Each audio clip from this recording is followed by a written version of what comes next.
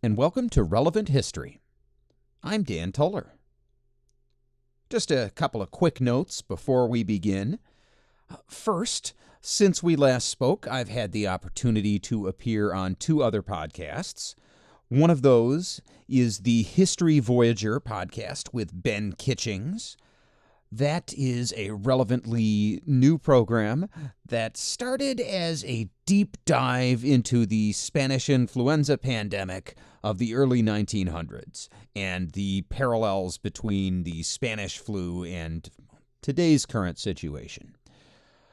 However, since taking his deep dive into the Spanish flu, Ben has gone on to look at a number of subjects, both former and indeed current events, and he does interviews as well. He has asked me to share with you his interview on the subject of homelessness, which is in the show notes to today's episode, but if you go to his show as well, you will also see our interview right near the top of the listings. The other show I appeared on was the By Podcasters for Podcasters podcast with Michael, a.k.a. Fritzius. Michael is an experienced marketing guru and podcasting guy, and he has essentially started an inside baseball type show, so for 90% of you, maybe not something you'd be interested in hearing us just talk about how the show's done and everything. On the other hand, if you are into podcasting yourself, or if you'd like to check out Fritz's show and see some of the other people he's interviewed, which are several, you can find a link to our interview as well in the link to today's show description. And our other quick announcement is a shout out and a thank you. This is to Janae from Syracuse. She is the show's very first Patreon subscriber, and as the very first, I think she merits a shout out, and you know what? We're going to start doing that. For those of you who sign up now while the show is in its infancy, if you want, you too can have a shout out at the beginning of an episode. And if you're wondering how you can do that, well, the link to my Patreon page, conveniently enough, is also in the description to this episode. Now that I've plugged myself to death, on with the episode. Speaking of which, where were we? Right, we left off at the end of the Second Crusade. Now, the Second Crusade had been a disaster for the Crusaders, as you'll recall. The French and German armies, most of them died on the way to Jerusalem, and then when they tried to conquer the city of Damascus, a bunch of people took bribes and they all left, right? But what had kicked off that whole war to begin with, if you'll remember, was that there was this Seljuk Turkish leader named Zengi. And Zengi had been obsessed himself with this idea of conquering Damascus, right? And in the process of laying the groundwork to take Damascus, he conquers the Crusader state, the county of Edessa, and that is what kicks off the Second Crusade. Well, we talked all about that crusade, but we never talked about what in the world happened to Zengi and his whole dream of taking over Damascus. Well, we never talked about it because it never happened. See, Zengi died in September of the year 1146. That is 2 years after conquering the county of Edessa, and a year before the Second Crusade itself would even properly kick off. So he was already dead. He had been abusing some Frankish slaves when he was drunk, and according to the stories, when he was passed out, some of the slaves stabbed him to death in his sleep. whether you believe that particular story of his end or not, he never did achieve his dream of conquering Damascus. But what Zengi would do is leave behind a new Turkic dynasty in the Middle East. See, upon his death, his sons would split his territory. The older, Saif al-Din Ghazi, inherits the Emirate of Mosul, that is in the north of modern-day Iraq. And the younger, Nur ad-Din, he inherits the Emirate of Aleppo, that's in modern-day Syria. And this is the area near where Zengi had conquered the county of Edessa. Well, see, after Zengi's death, the Count of Edessa, Jocelyn II, had taken advantage of the turmoil in the Turkish ranks and retaken the city in October of 1146.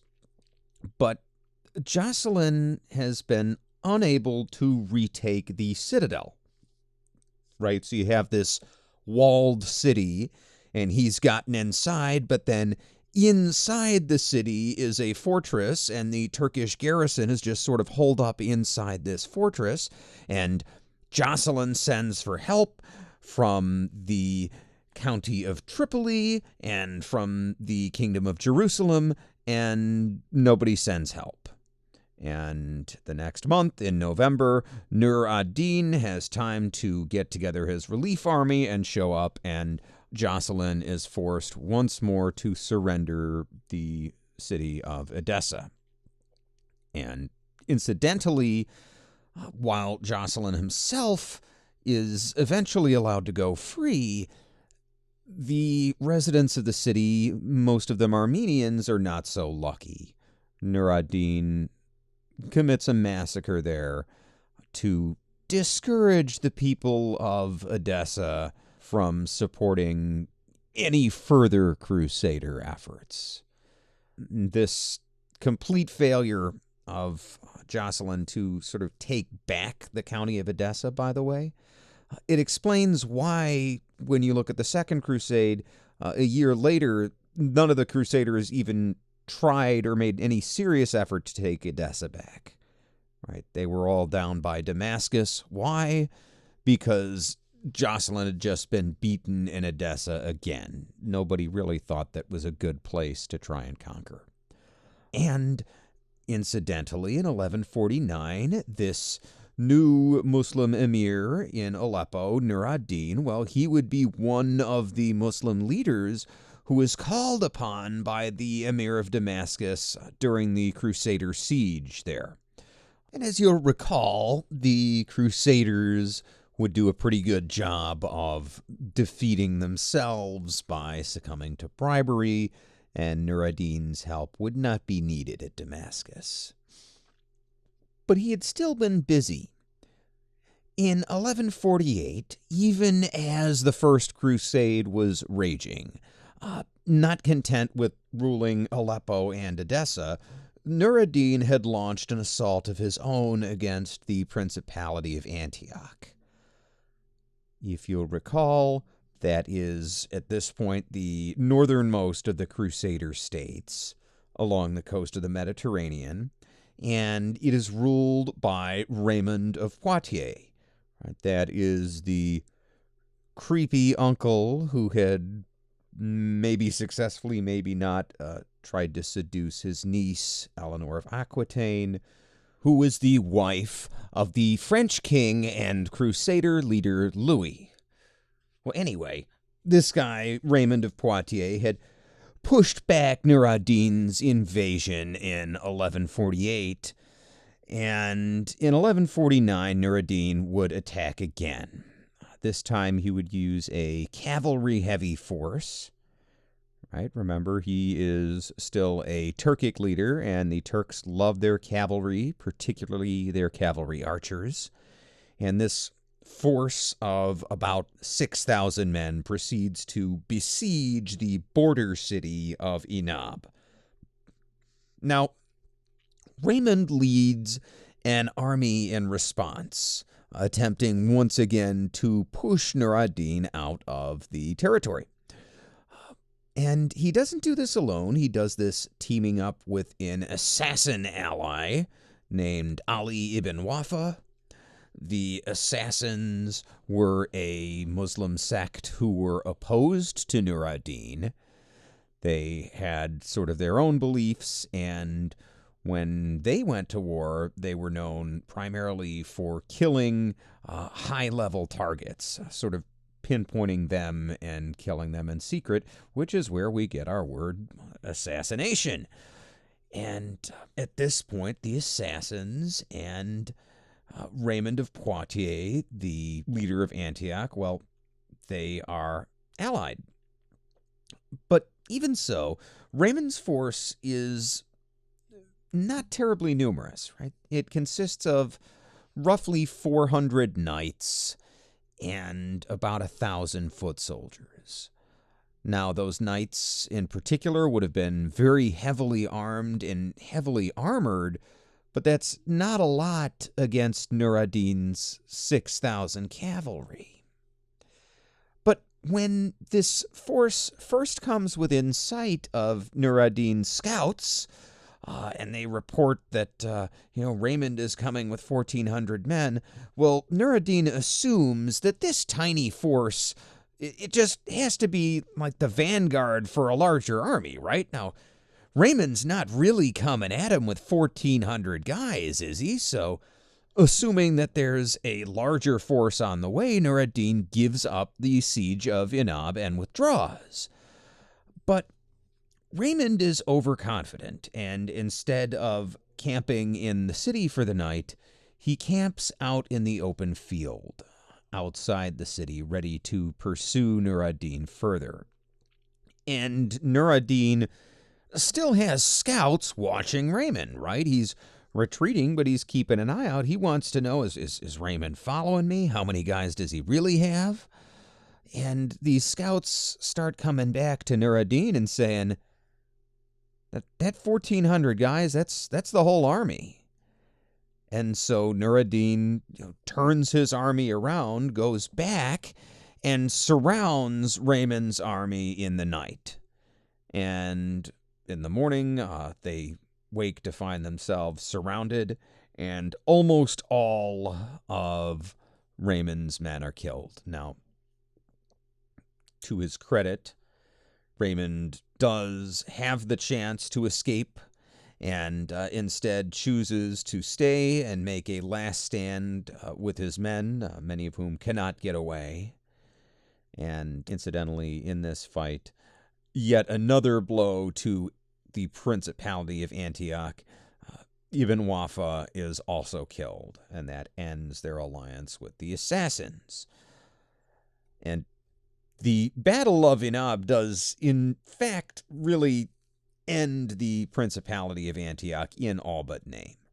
Without any serious opposition, Nur ad-Din fights his way through a couple of other small garrisons on his way to the city of Antioch, which he besieges. And that city is unable to defend itself. Raymond's widow, Constance, and the Patriarch of Antioch, they raise enough money from their own personal funds to buy Nur ad-Din off, to essentially ransom the city, and Nur ad-Din accepts. He does not take the city proper. He leaves Antioch itself to the Crusaders, but he takes a bunch of other territory from the Principality, and effectively the Crusaders' control now only extends within a few miles of the city. And as a symbol of this victory, Nur ad-Din walks down to the shores of the Mediterranean and bathes in the sea. And then he goes home, having taken most of the Principality of Antioch and leaving before the king of Jerusalem and 1,000 Knights Templar show up to make him fight another battle. So by the end of 1149, really by the end of the Second Crusade, or the end of last episode, the Crusader states have been reduced to one and some pieces. Edessa is completely gone. Tripoli is a vassal of Jerusalem at this point. And Antioch is just a city-state that will be a Byzantine vassal within a few years. So basically, it's just Jerusalem left. And to drive home the point even further, Nur ad-Din captures Jocelyn, the count of what used to be Edessa. He catches him out in the countryside trying to raise another army to resurrect the county of Edessa. And this time, Nur ad-Din has Jocelyn paraded through the streets of Aleppo, then publicly blinded and imprisoned. And in prison, Jocelyn will remain for 9 more years before receiving the last rites from an Eastern Orthodox priest and breathing his last in 1159.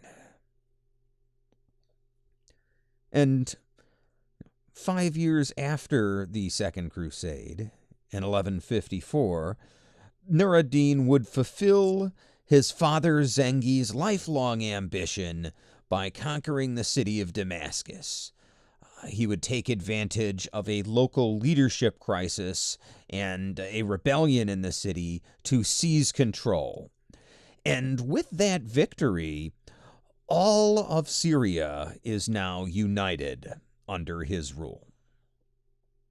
And for a few years, the Middle East goes into a protracted stalemate where the Zengids, right, these Turks under Nur ad-Din, and the Crusader states are constantly in minor skirmishes and maneuvering for advantage, but nobody is really able to get the other hand.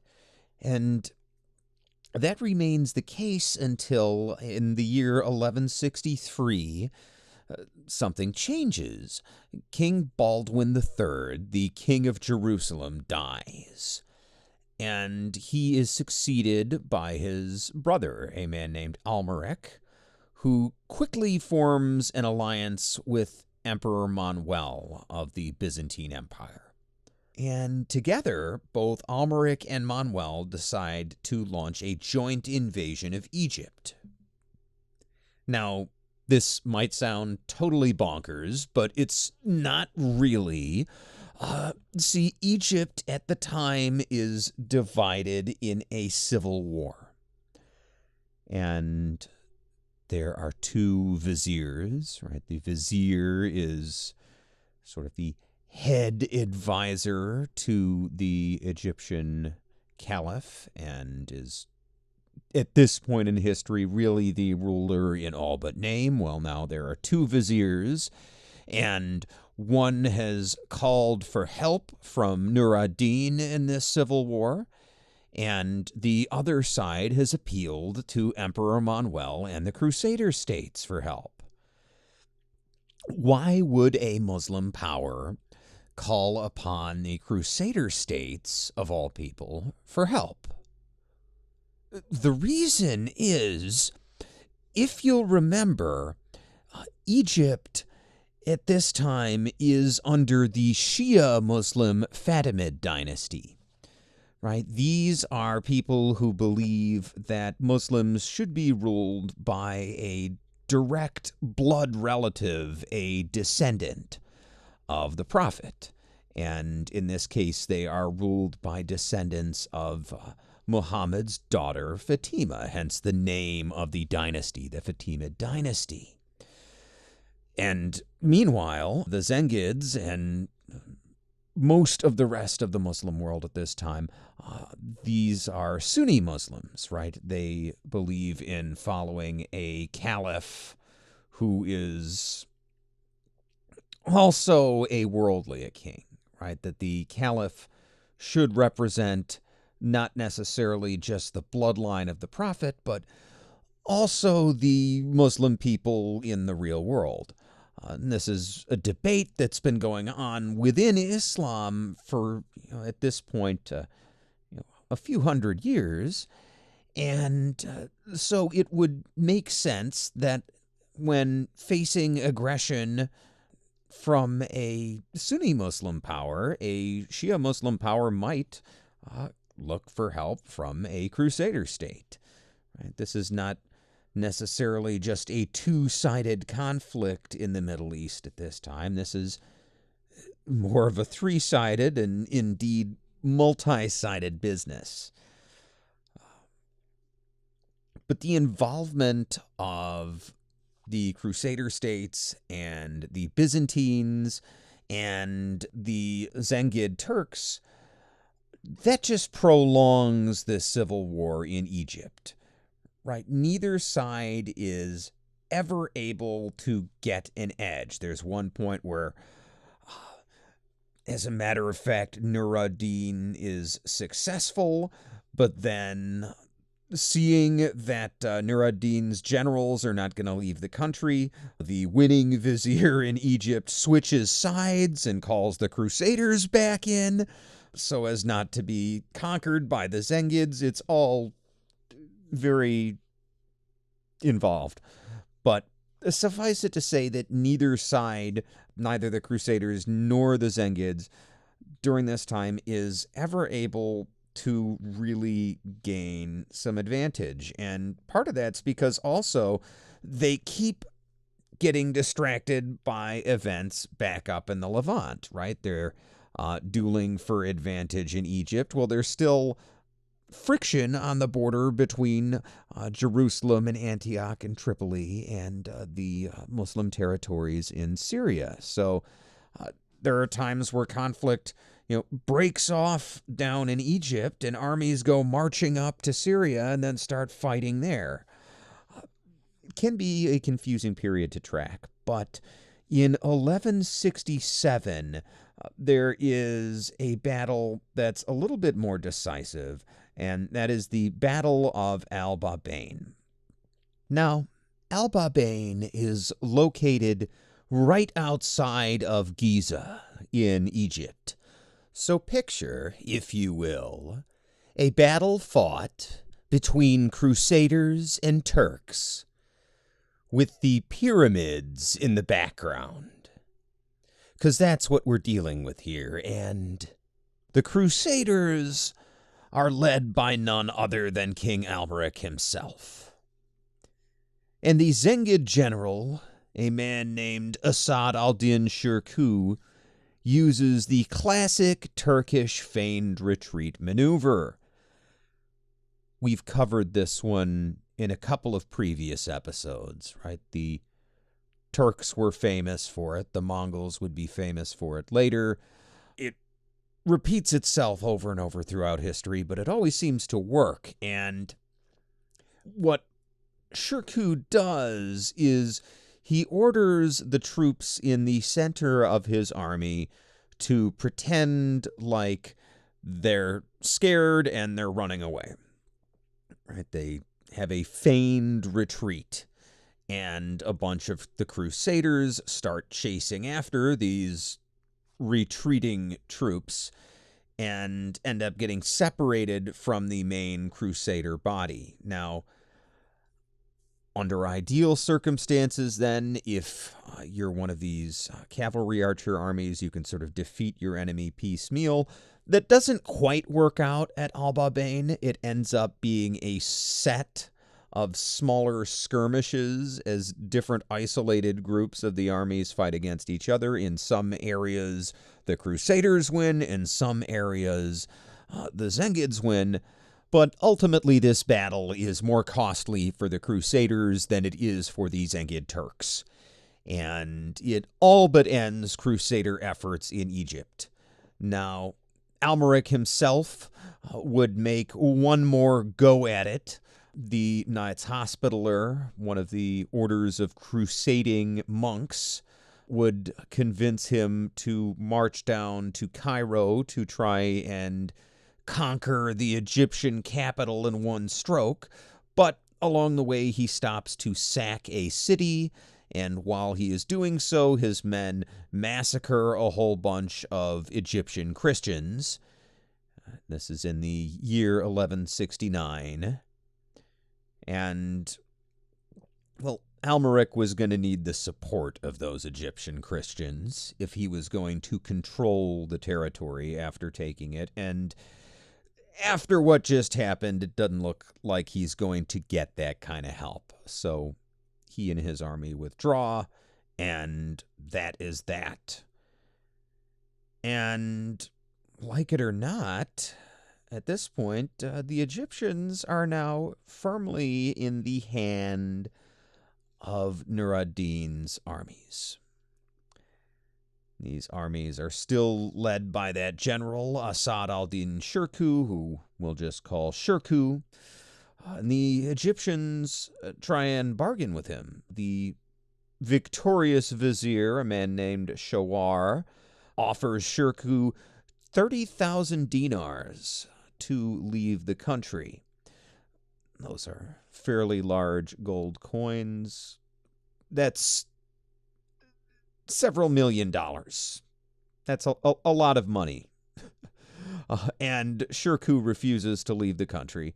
And he ominously makes his camp in front of the city of Cairo. Basically, has his army right on Shawar's doorstep. And this is what the chronicler William of Tyre has to say about this. He says, quote, "He placed his camp before Cairo, and, as if his entry were to be peaceful, he remained there patiently for a few days. Like a prudent man, he breathed no harsh words and manifested no hatred. He concealed his designs with the shrewdness of which he was a master. The vizier Shawar came out to visit him daily in the camps, accompanied by a very large retinue, and with much pomp, and after his dutiful visit, with an affectionate greeting and the giving of gifts, the vizier returned to the city. The complete safety of the successive visits and returns seemed to promise well, and the fact that one time after another he was honorably received built up the vizier's confidence. He felt secure and trusted far too much in the good faith of the Turks, which gave his murderer this chance. Secretly, Shirkuh gave orders to his men that on the following day, when he went out at dawn as if to walk by the water, they should do away with the vizier when he came on his customary visit. Shawar, at the usual time, went to the camp to make his customary visit and pay his usual respects. The ministers of death ran up to him and carried out the execution which had been ordered. They threw him to the ground, stabbed him with their swords, and cut off his head. When Shawar's sons saw what was happening, they mounted their horses and fled to Cairo. Terrified, they went down on their knees to beg the Caliph for their lives. The Caliph is said to have replied that they might hope for their lives on condition that they make no secret agreement with the Turks. They violated this agreement at once, however, by sending representatives secretly to arrange a truce with Shirkuh. When the Caliph heard of this, he ordered them both to be slain by the sword. Thus, while the king was absent, Shawar was removed from the scene and Shirkuh carried out his designs. He occupied the kingdom and went to the Caliph to pay his respects. He was received with many honors and granted the dignity and office of vizier.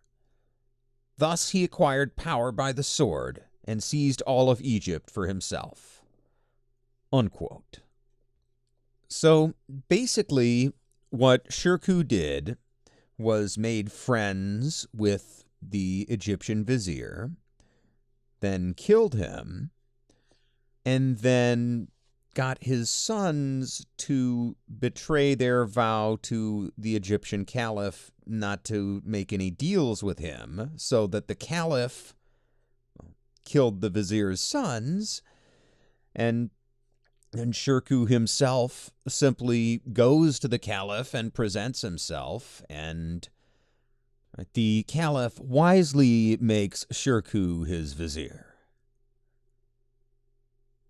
Right? The last thing Shirkuh wants to have to do is to forcibly depose the Egyptian caliph. This ruler who, puppet though he may be, is nonetheless supposedly the direct descendant of the Prophet Muhammad, at least as far as the Egyptian populace is concerned. That's going to create all kinds of problems he doesn't need. The caliph understands that Shirkuh has his entire army right outside the gates of Cairo. He understands there will be no help coming now from the Crusader states, and he gives Shirkuh what he wants, right? Shirkuh is now a general of the Zengid leader Nur ad-Din, and he is also the vizier of the Egyptian caliph. And in addition to bringing Egypt into the Zengid fold, the Battle of Al-Babain would give rise to yet another important new leader. See, while the tactics used in the battle were Turkic, Shirkuh himself is a Kurdish general who knows these tactics by experience. And those retreating troops in the center of the Turkish line, right, the ones who pretended to run away and then turned around later and fought, well, those troops were also led by a Kurd. That Kurd was Shirkuh's nephew, al-Nasir Salah al-Din Yusuf ibn Ayyub, often shortened to Salah al-Din or simply Saladin for short. 30 years old at the time of the Battle of Al-Babain, Saladin had been born in 1137 in Tikrit in modern-day Iraq to Kurdish Muslim nobility. As a matter of fact, a couple of centuries earlier, some of his ancestors had ruled a sultanate of their own in that general area. But by now, they were vassals, if you will, of, well, at the time, Zengi. And this caused some trouble for Saladin's father and his family in that particular part of Iraq, because Saladin's father was fiercely loyal to Zengi, and as a matter of fact, on the very night of Saladin's birth, the entire family had to flee from Iraq. And they would ultimately end up moving to Damascus, where they would be right at the center of the Second Crusade, and indeed, shortly thereafter, right at the center of the growing Zengid dynasty. As a child, Saladin receives a thorough education. He studies mathematics and alchemy, and as a young man, he can read and write Arabic and Kurdish, but his favorite studies are religious. He is known for spending a lot of time at the religious schools, and for a time, some people in his circle even speculate that he may dedicate his life to becoming an imam or something of that nature. As we know, he does not do, but he also loves horses, and he has an encyclopedic knowledge of Arabian horse bloodlines. He's so obsessed with breeding them. Well, at the age of 26, in the year 1163, he is sent, along with his uncle, this general Asad al-Din Shirkuh, on that invasion of Egypt. And he comes to prominence during the war, gaining a reputation not just for his skill as a battlefield commander, but also for his piety, right? Remember, he is a very religious young man. And in early 1169, when Shirkuh becomes vizier of Egypt, he appoints Saladin as a senior advisor. See, in March of 1169, just a few months after taking power, Shirkuh dies. And amazingly, the Egyptian sultans, right, the leaders who rule under the caliph, well, they vote to make Saladin the new vizier. Now, it's a little bit unclear and indeed controversial why exactly they voted this way, why the caliph accepted this. The main theory, so to speak, is that the Egyptians sort of recognized that, at least for the time being, Turkic rule of some kind was inevitable. So why not go with the Kurdish leader instead of someone who was even more Turkish, if you will? There are other alternative explanations, but regardless, this puts Saladin in the unenviable position which Shirkuh had just been in, right? See, theoretically, he is the most powerful man in Egypt, but he's also kind of sort of a foreign occupier. And at the same time, he has to answer to two masters simultaneously. Right? He is technically a vassal to Nur ad-Din in Damascus, but he also has to answer to Caliph al-Adid in Cairo, right? At least theoretically. And there is trouble almost immediately. Some senior soldiers and emirs form a plot to have Saladin assassinated, and when this plot is uncovered, he has the ringleader of the plot, the palace's major domo, the head servant, a eunuch named Naji Muthamin al-Khalifa. He has him arrested and killed, but spares the rest of the plotters. And he tries almost from the outset to reconcile the Egyptian people to their new Sunni Muslim masters. And what I mean by this is he founds madrasas, which are Muslim schools, usually of a legal bent, but nonetheless Muslim religious schools throughout the Fatimid Caliphate. And these schools teach Saladin's preferred form of Sunni Islam, right? Not Shia Islam. So he is raising a generation of scholars now, at least starting to, who have at least, even if they have been raised as Shia Muslims at home, have been educated in the Sunni tradition.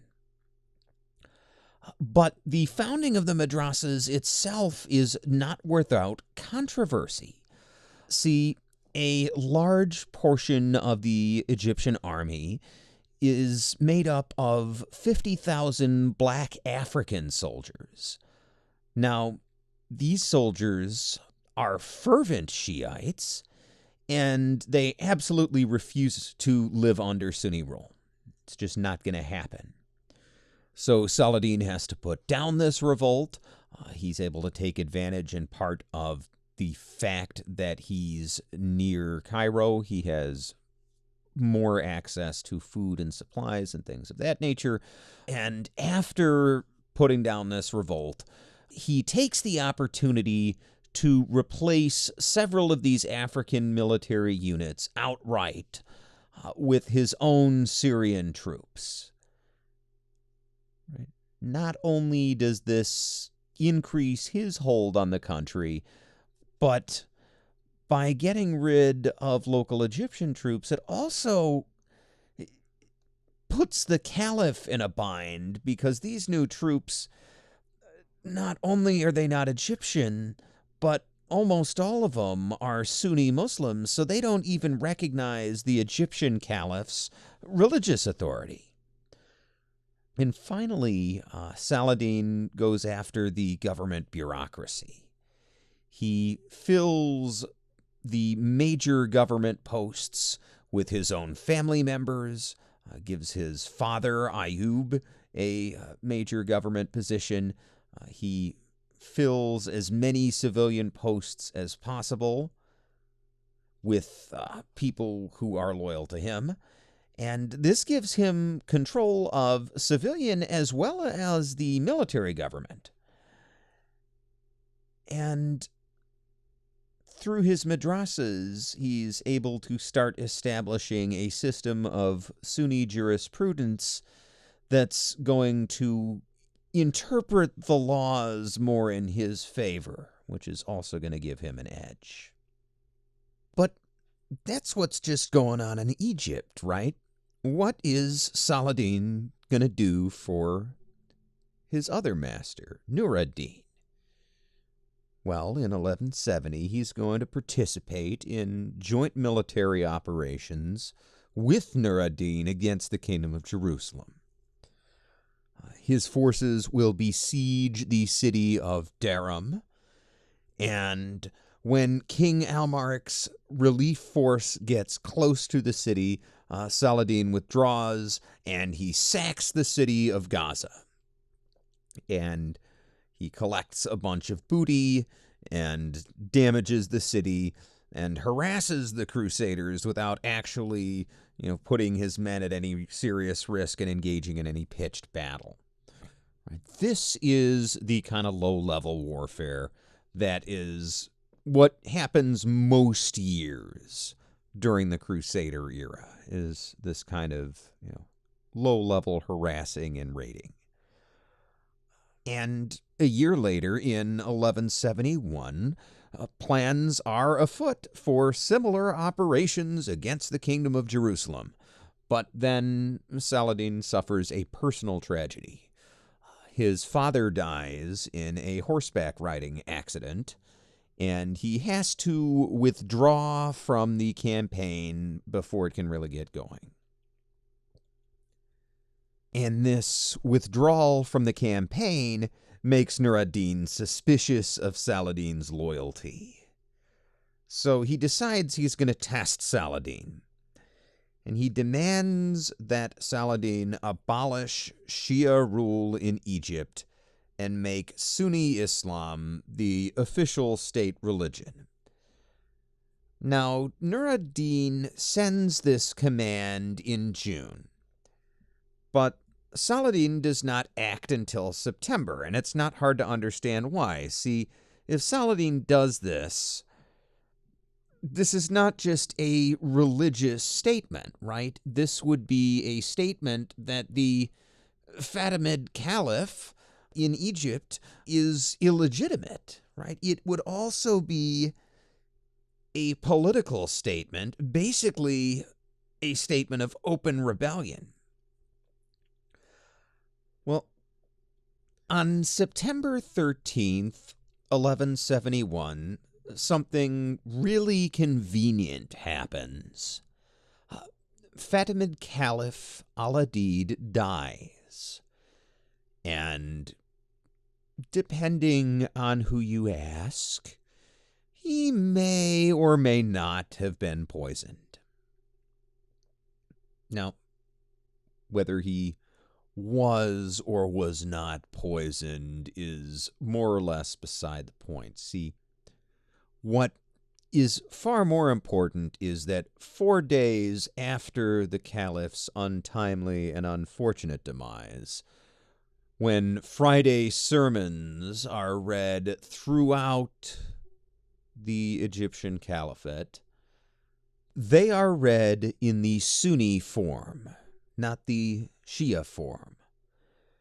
And along with the sermons, there is a list of condemnations of various crimes, both factual and alleged, by Fatimid caliphs throughout the centuries. And The prayers themselves are dedicated to the Abbasid Caliph in Baghdad. Remember, the Abbasid Caliphate is still technically around, controlling an area around Baghdad, and many Shia Muslims swear loyalty to the Abbasid Caliph. Why? Well, it's easy to do. He's not actually very powerful, so he can sort of serve a similar function to what the Pope serves in Rome, right? The Pope has a papal army, but it's fairly small compared to any of the major European armies. But various European kings can all sort of claim to follow the Pope while simultaneously fighting and taking territory from each other. Well, the same thing is happening in the Muslim world. It's just politics with different names put on the various players. But with these prayers and this swearing of allegiance to the Abbasid Caliph, over 250 years of Shia Fatimid rule would be ended in Egypt. And incidentally, Nur ad-Din would be mollified.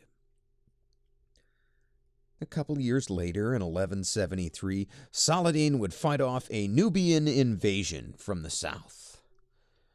And simultaneously, one of his brothers would be invading across North Africa as far as the edge of the Almohad Caliphate in Tunisia.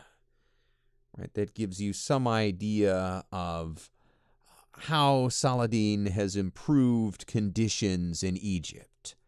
Right. A decade ago, in 1163, Egypt was in civil war and was basically the battleground for a proxy war between the Byzantines and the Crusaders on the one hand and the Zengid Turks on the other hand.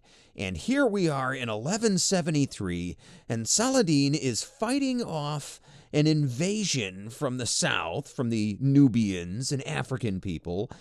And he's also got another army out conquering more territory in North Africa. That is quite the turnaround in just a 10-year period. And it would not end there either. A year later, in 1174, another brother leads an expeditionary force to conquer Yemen. He doesn't take the entire end of the Arabian Peninsula, but he does take the port city of Aden and the territory around there, which is a very valuable area for trade and for diplomacy. That's one of the areas in Yemen where all the money is. And during this period, after he seizes the Nubian city of Ibrim as part of this counter-invasion that Saladin is conducting, he sends Nur ad-Din a gift of some of the booty he has captured. He sends 60,000 dinars, which is millions and millions of dollars. He sends additional money in the form of jewels, and he sends an elephant as a gift. And despite Saladin sending all this money and stuff, Nur ad-Din remains suspicious. He thinks Saladin's holding out on him. I mean, look how much fighting Saladin seems to be able to do. How can he possibly not have even more loot squirreled away somewhere? So Nur ad-Din sends an auditor to Cairo to determine the correct amount of tribute that Saladin should be paying. Tensions are high. There are rumors that Nur ad-Din is actually planning to invade Egypt. He was certainly making some contingency plans. He had certainly called up some troops and started getting them deployed for a possible invasion, but it's not clear he'd chosen 100% to go ahead. But the point being, tensions are high, between Nur ad-Din and his erstwhile vassal Saladin in Egypt. And of course, the history buff in me would love to see here the ultimate showdown between two of the great all-time Islamic military commanders. Of course, it would have been a horrible tragedy for the people on the ground, but I would still like to know how such a battle would have turned out.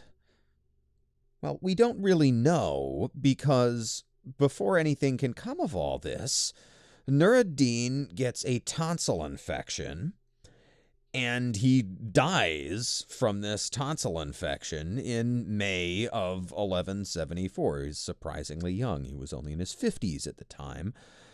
But at his death, he leaves the Zengid dynasty to his 7-year-old son, a young man named As-Salih Ismail al-Malik. And As-Salih is the new emir of Damascus and Aleppo. Now, Saladin makes a public pledge of loyalty to As-Salih. He says that he will be As-Salih's sword against his enemies, but in August of that year, an emir named Gumushtigin from Aleppo, he claims sole guardianship of As-Salih and begins removing his rivals from political positions. So instead of being, sort of having a regency council, which is what's supposed to happen in this situation, As-Salih is now being ruled for by a single emir from Aleppo. And, it's only taken 3 months for this situation to go south, right? But the other emirs in Syria appeal to Saladin for aid. Now, I should mention at this point that previously Saladin could not have invaded Syria and maintained credibility as a legitimate Islamic leader, right? The rules of warfare in the Islamic world at the time were such that one could not invade the lands of one's former master. Right? So had Saladin done anything other than pledge his sword to As-Salih, right, he would have been a bad Muslim. I shouldn't say that. I guess he didn't have to pledge his sword to him, but had he invaded, he certainly would have been violating the rules of Islamic warfare. But all of a sudden, with this one emir taking As-Salih under his wing, so to speak, Saladin has credibility. Well, he's being As-Salih's sword. He's making sure that the kingdom is properly administered by all of the emirs during As-Salih's youth, so As-Salih can receive a well-maintained emirate when he is fully grown. Whatever his pretext, in November of 1174, Saladin rides to Damascus with 700 picked riders on fast horses, and he arrives outside the gates of the city on the 23rd. Now, he politely asks for the defenders to let him into the city. The defenders are technically As-Salih's men, and therefore they don't really know if they're supposed to be following Gumushtigin or not, but they're not going to let Saladin in. So Saladin gets a hold of one of his brothers who's in the area, who brings in a bunch of more troops, and after 4 more days, the city's defenders in Damascus have a change of heart and open the gates. And Saladin would take control of the city mostly peacefully, and there would be some fighting over the following years between Saladin and other emirs loyal to Gamustagin. And it seems that whether in his own right or simply because of what he'd been told by Gamustagin, As-Salih actually preferred Gamustagin to be the sole regent of the kingdom. He made many public statements to that effect, but regardless, the war would ultimately come to an end with Saladin mostly in control of not just Egypt and the old Fatimid territory in North Africa and the areas he'd conquered down there, but Saladin also gets to be in charge of Damascus and the surrounding area, and is essentially the ruler of everything from the Aleppo suburbs to Tunisia, right? As-Salih remains officially the minor heir to the emir of Aleppo, and he ultimately never gets to become emir in his own right. He would die, it seems, of natural causes at the age of 18 in 1181, leaving Saladin in full command of all of not just Egypt, but also the old Zengid territory. And Saladin's line would come to be called the Ayyubid dynasty, after his father Ayyub. But even so, Saladin would have to spend most of his time between the 1170s and the early 1180s fighting off local revolts and solidifying his control of Syria. And this would include some fighting against the assassins. There is more than one incident where they attempt to kill him outright. A couple of times his guards catch assassins sneaking into Saladin's camp to kill him. It's a long, drawn-out business, but it's mostly, again, this sort of low-level raiding type warfare. And Saladin is also mindful during this time that he is going to have to rule these people once he wins.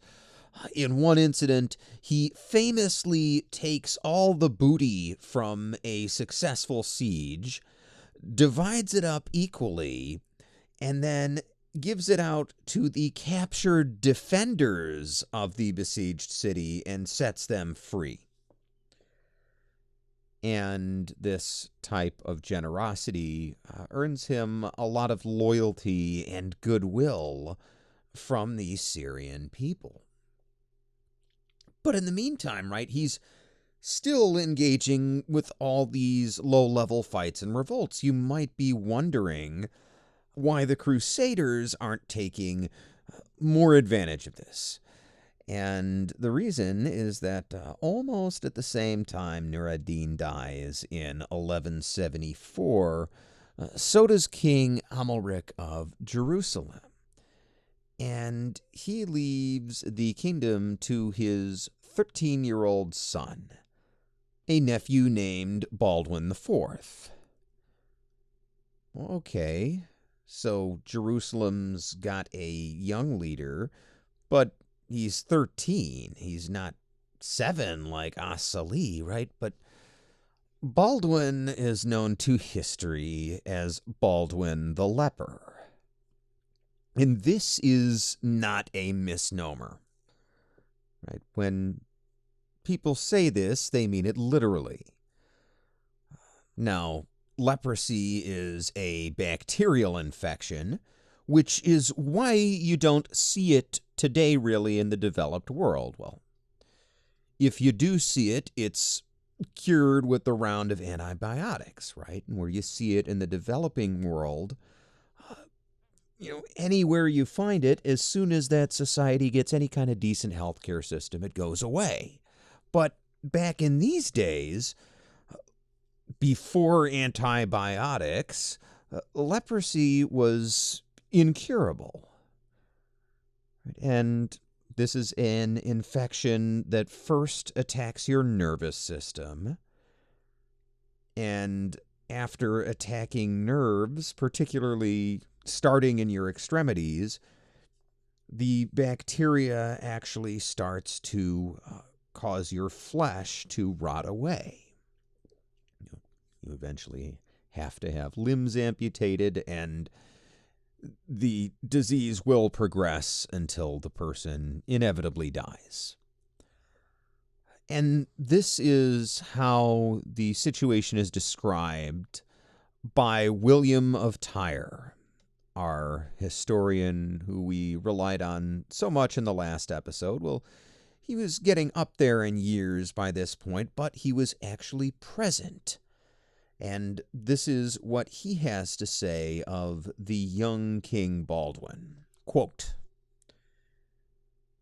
"The sixth of the Latin kings of Jerusalem was the Lord Baldwin IV, son of the Lord King Amalric of illustrious memory, and of the Countess Agnes, daughter of the younger Count Jocelyn of Edessa.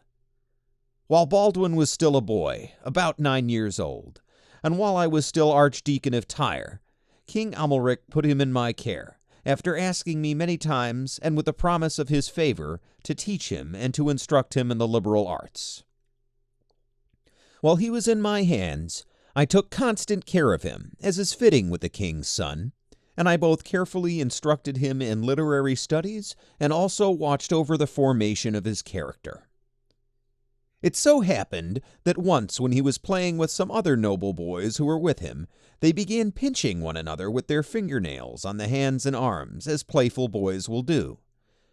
The others evinced their pain with yowls, but although his playmates did not spare him, Baldwin bore the pain altogether too patiently, as if he did not feel it. When this had happened several times, it was reported to me. At first I thought that this happened because of his endurance, not because of insensitivity.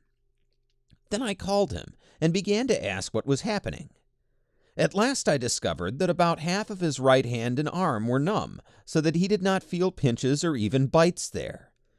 I began to have doubts, as I recalled the words of the wise man. He means the writings of Hippocrates. It is certain that an insensate member is far from healthy, and that he who does not feel sick is in danger.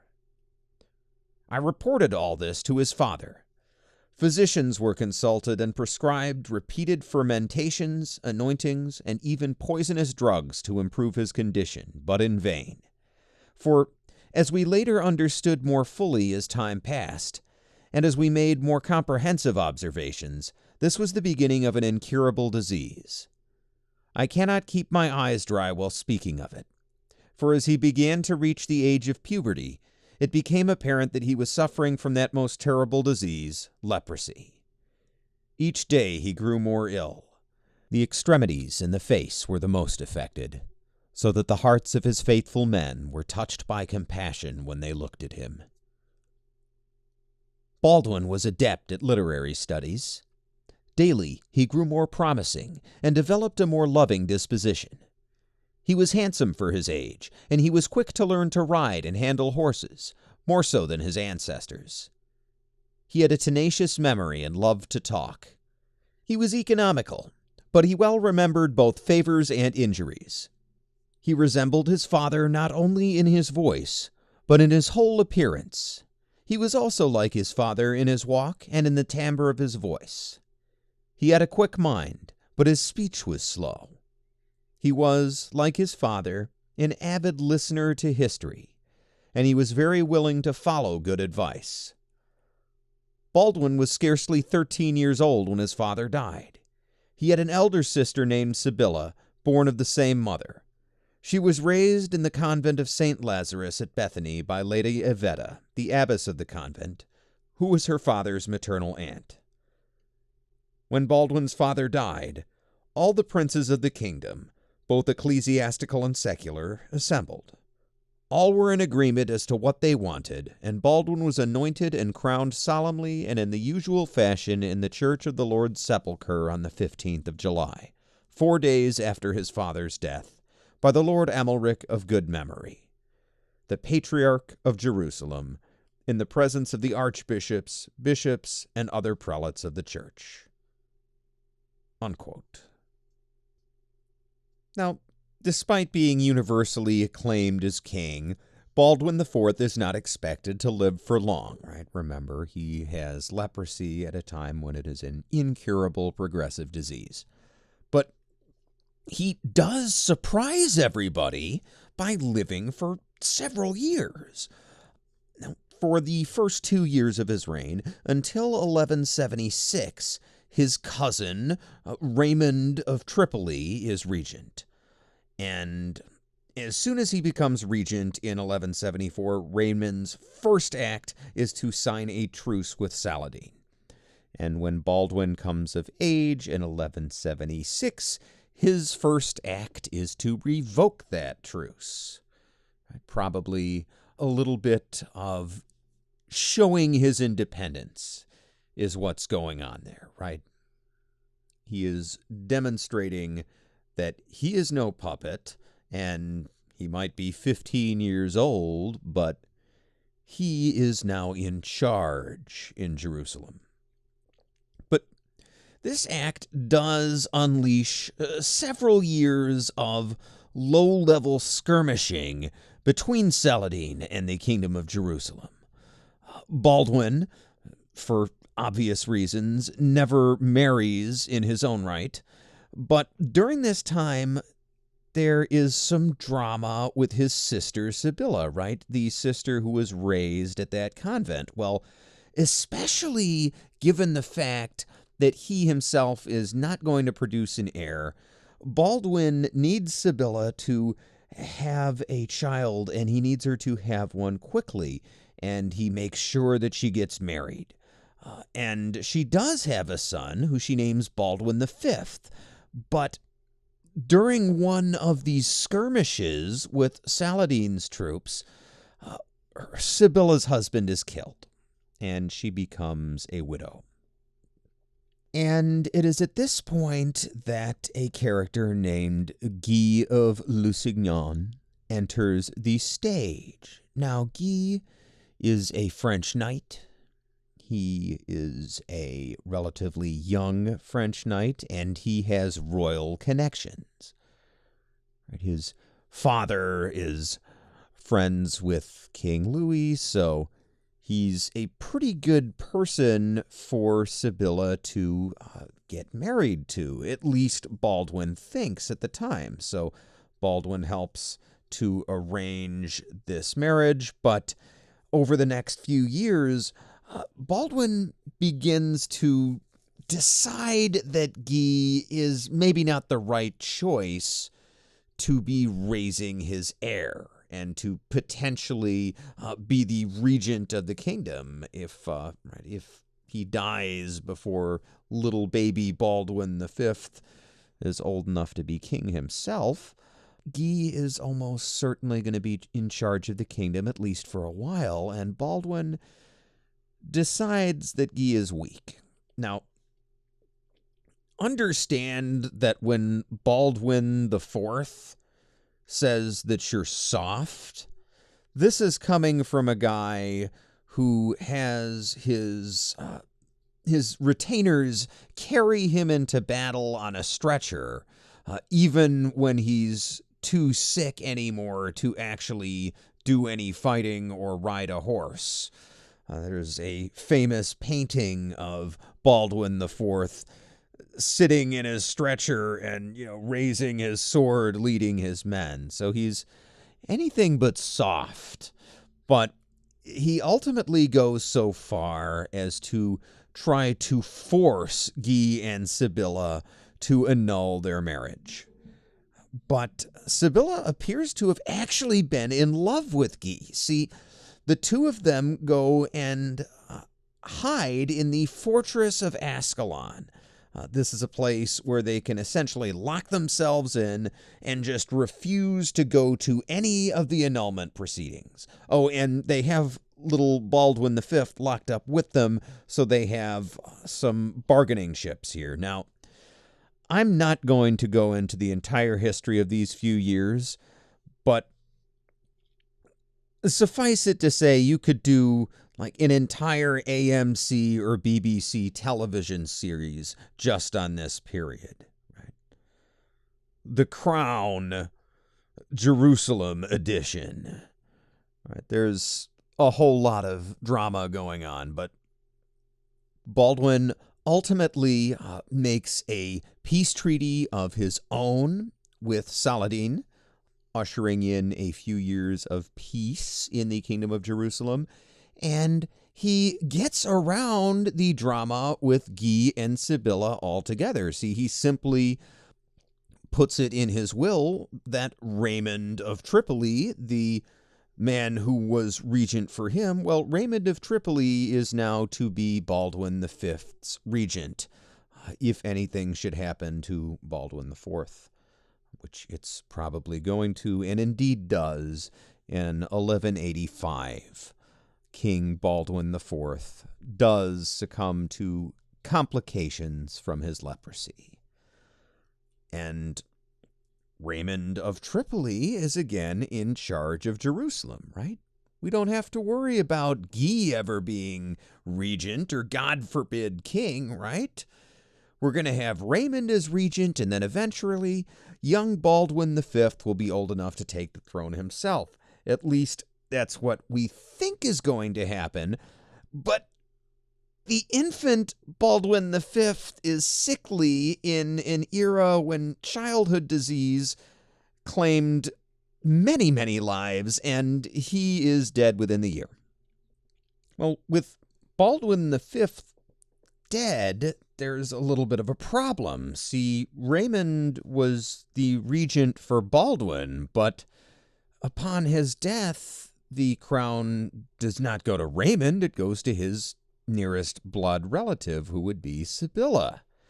But under the current law in Jerusalem, which is based on Norman law, with Sibylla being a married woman, well, Guy would then become king, which is exactly the outcome that everybody had been trying to avoid in the first place. Well, everybody except Guy and Sibylla. So the other nobles have a council, and they come to an agreement, and they get in touch with Sibylla, and they make her an offer. They say, look, you can become queen, but first you got to accept the annulment with Guy. You want to get married afterwards? Fine. But you got to be annulled from Guy before you can be queen. And she agrees. She says, okay, well, I'll annul my marriage with Guy, but as long as I get to choose my next husband. And the council says, yeah, sure, whatever. Just sign the paperwork, sign the annulment. Let's get rid of this guy. So Sibylla goes ahead and signs the annulment agreement, and she is then crowned the Queen of Jerusalem and promptly remarries Guy. And then, after the wedding ceremony, famously hands him the crown, which he then puts on his own head. Way to go, Sibylla, finding the loophole. However, this is not all well and good for the Kingdom of Jerusalem. See, as Baldwin the Leper had seen it, Guy may have been a little soft on the Muslims, but it was actually Guy being a little bit too hard on them that would end up getting Jerusalem into trouble. See, all of this conniving with Guy and Sibylla to get on the throne had required what people today would call political capital. Right? That's roughly speaking, a measurement of what a politician can get done, of what kind of favors they can call in, right? There's a limit to how many favors you can call in as a leader before those people who have been doing favors for you ask for a favor back. And that is what happens here. See, there is an aggressive noble named Reynald of Chatillon, and he is, not coincidentally, Sibylla's biggest supporter amongst the nobles. And he has been violating Baldwin's truce with Saladin. He has been attacking and raiding Muslim caravans traveling on the road between Damascus and Mecca. This is interesting because one of the supposed causes for the First Crusade was that Muslim powers were interfering with Christian pilgrims going to Jerusalem. Well, now we have Reynald of Chatillon attacking Muslim pilgrims on the way to Mecca. So Saladin presumably does some research at this point to figure out who is actually in charge in Jerusalem, finds out it's Guy, and sends a message to Guy telling him to rein in his nominal vassal, right? Tell Reynald to stop attacking Muslim pilgrims. We have a truce. And Guy refuses to do this. Right? In all probability, he can't. He doesn't have the political capital. And if he tells Reynald to stop, it's as likely that he's going to lose his kingship as that Reynald is actually going to stop. Regardless, this understandably infuriates Saladin.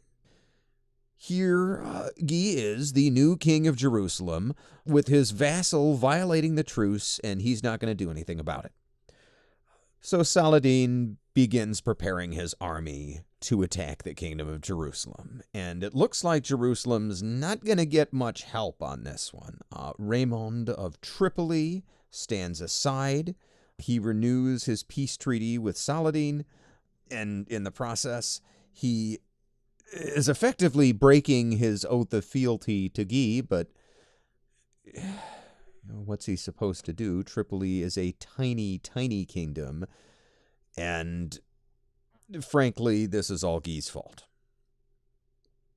Well, by this point in 1187, there is already low-level raiding. Saladin has begun launching some retaliatory, deeper strikes into the kingdom of Jerusalem, probing their defenses.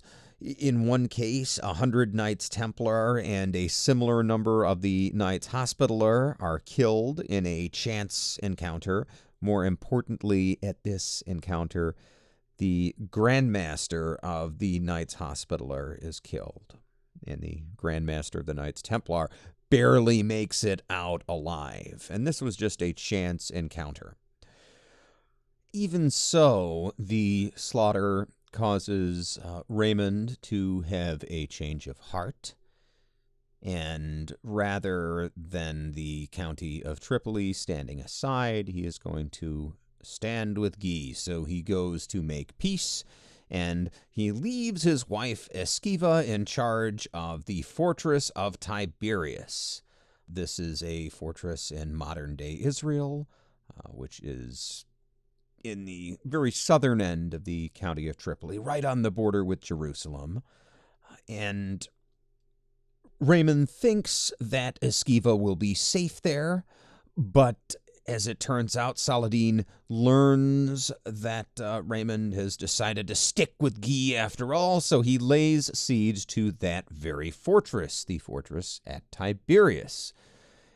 Now, upon hearing of this, Guy prepares to lead an army to relieve the siege. Now, there are several leaders in his entourage, including Raymond himself. Right? Remember, Raymond, whose wife is inside the fortress, even he is saying, do not go relieve this siege. That's what Saladin wants. Saladin's army is not cut out for besieging cities. They're a bunch of cavalry archers. They're going to give up and go home. But unfortunately, the more aggressive faction, led by Reynald, by the way, the guy who had been raiding those Muslim caravans, that aggressive faction wins the day. So, far from being weak, Guy orders all the garrisons in the kingdom emptied and sent to him at the city of Sephora, which is near Tiberias. On July 3rd, 1187, everything is ready. All the troops are in place, and the Crusader army sets out for Tiberias to relieve the siege. Now, this army consists of roughly 20,000 men, about 18,000 of them infantry, and the remainder of them knights.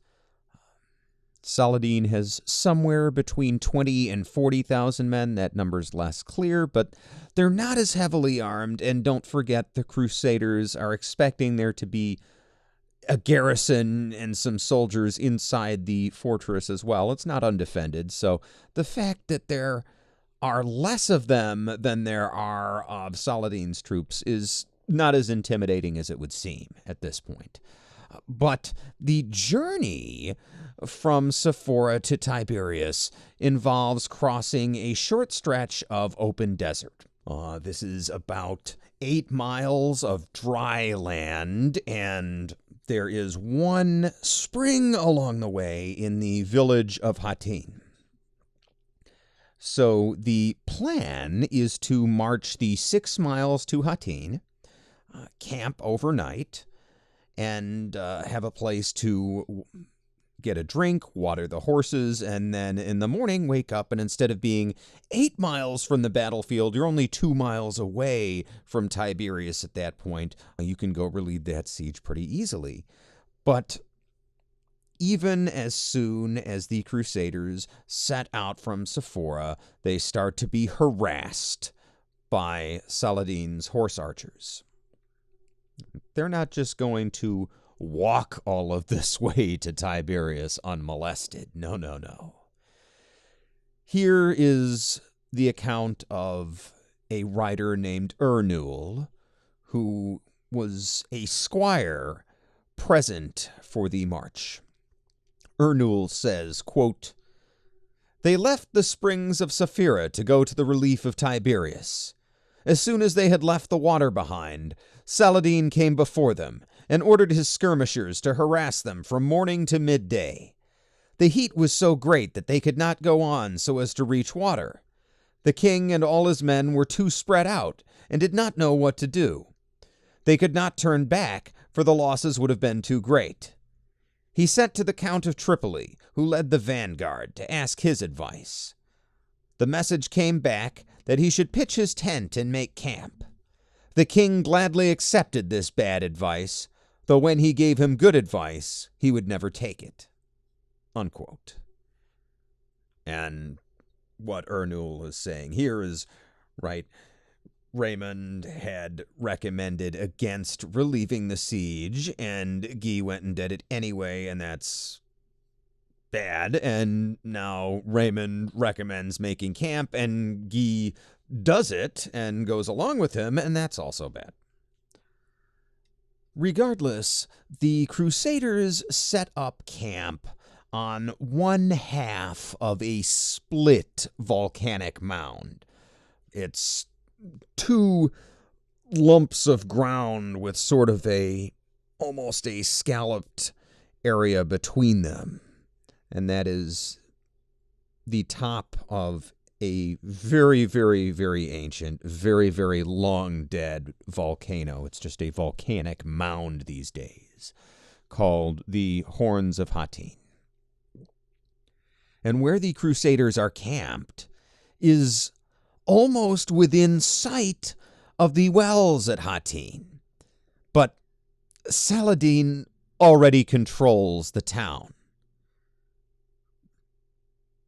The Crusaders are not going to get any water without a fight. And they're not even going to get a lot of rest overnight. Saladin has his men gather dry brush from the area and pile it upwind of the Crusader camp and light it on fire so that there's smoke blowing through the camp and irritating the Crusaders' eyes and making them even more parched. And some of the Muslim soldiers stand outside the Crusader camp, banging on their shields and singing songs all night just to keep the Crusaders awake, to further increase their stress and discomfort and erode their morale. And the next morning, when Guy's army of Crusaders awakens, they find themselves completely surrounded on this mound and being pelted with arrows. And recognizing that the only way out is going to be to break out of this situation, Guy orders Raymond to lead the mounted knights in a charge against the Saracen center. Ernul writes, quote, "When the king saw that Saladin was coming against him, he ordered the Count of Tripoli to charge. It is a right belonging to the barons of the kingdom that, when the whole army is in their lordship, the baron on whose land the battle is to take place leads the first division and is out in front. On entering his land, he leads the vanguard, and on leaving leads the rearguard. Accordingly, since Tiberias was his, the Count of Tripoli took the forward position. The Count and his division charged at a large squadron of Saracens. The Saracens parted and opened a way through and let them pass. Then, when they were in their midst, they closed in on them. Only 10 or 12 knights from the Count's division escaped. Among them were the Count of Tripoli himself, and Raymond, the son and the Prince of Antioch, and the 4 sons of the Lady Tiberias. When the Count saw that they were defeated, he did not dare go to Tiberias, which was only 2 miles away, for he feared that if he shut himself up in there and Saladin found out, he would come and take him. He went off with such company as he had and came to the city of Tyre. After this division had been defeated, the anger of God was so great against the Christian host, because of their sins, that Saladin vanquished them quickly. Between the hours of terce and nuns, that's 7 in the morning and 3 in the evening, he won the entire field." Unquote. So Raymond tries to break out, breaks partway out, is surrounded. Most of the riders are killed. One wonders if they might have done a little better if their horses hadn't also been parched. And Guy is left with mostly foot soldiers, and the rest of the battle consists of a series of desperate Crusader charges, where they will charge downhill towards Saladin's men, and Saladin's men will run away, and then the Crusaders, trying not to break too far away from their formations, they'll fall back to safety, and then more of Saladin's men will appear with bows and arrows and start shooting at them, and the process will repeat over and over. And like Godfrey outside Jerusalem in the First Crusade, Guy rallies his men around the true cross for a final charge, right? This piece of wood that is part of the cross that Christ was crucified on, that is part of now this giant golden symbol of the Crusaders. Guy rallies around that, and his men make one more try at Saladin's lines, but they're hopelessly outnumbered, they're parched, they're exhausted, and they stand no chance. And at the end of the day, they are forced to surrender and take what mercy they can. The Battle of Hattin is an unmitigated disaster for the Crusaders, right? It's as bad as the Second Crusade, really. Not only do they lose an army, they lose the true cross, right? The symbol of God's favor on the Crusaders has disappeared. And this is how Ernul sums up Saladin's victory.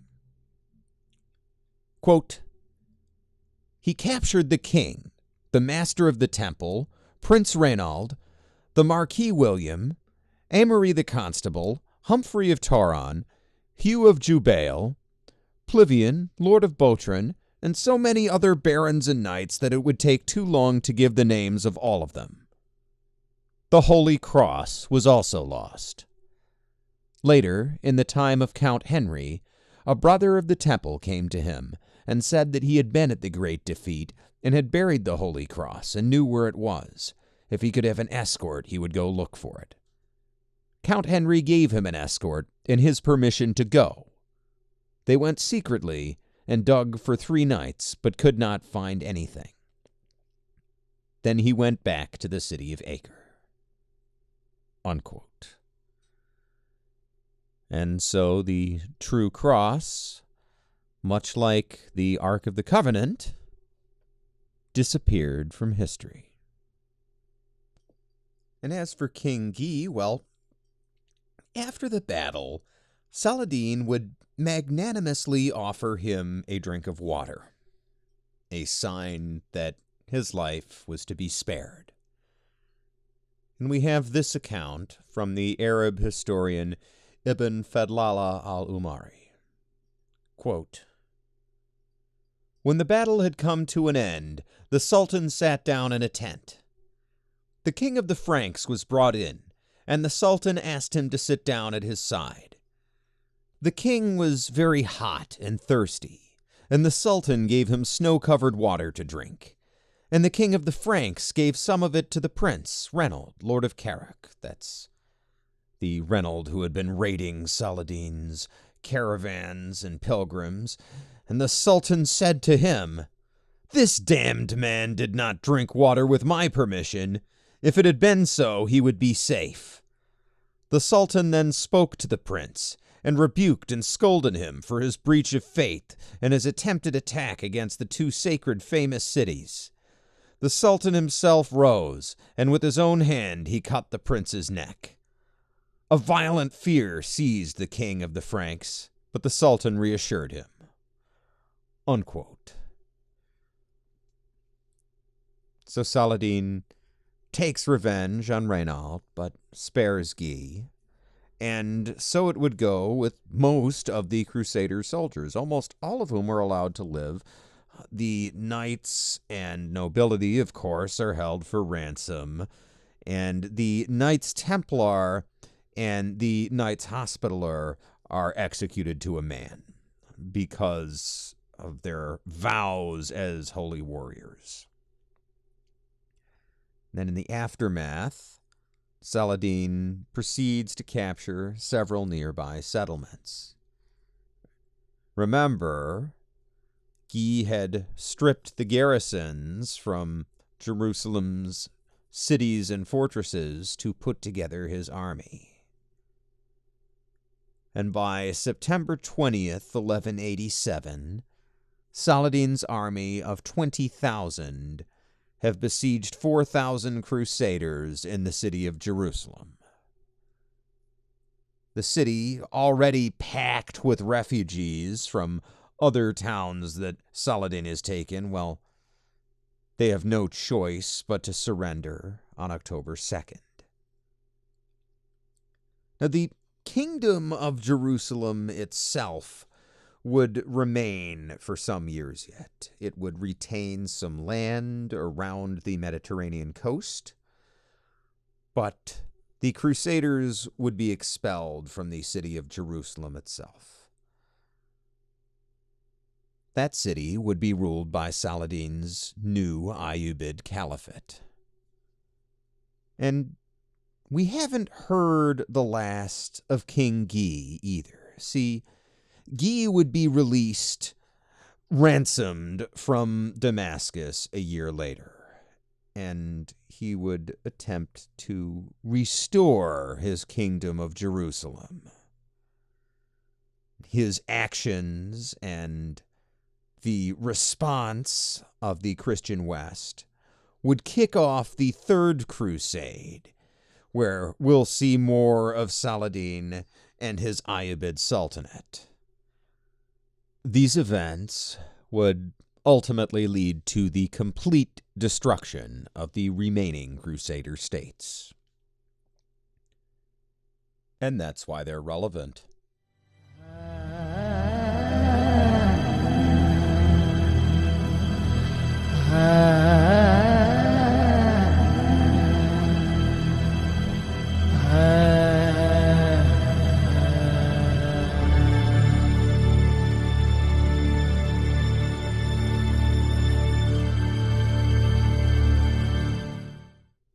Hello again.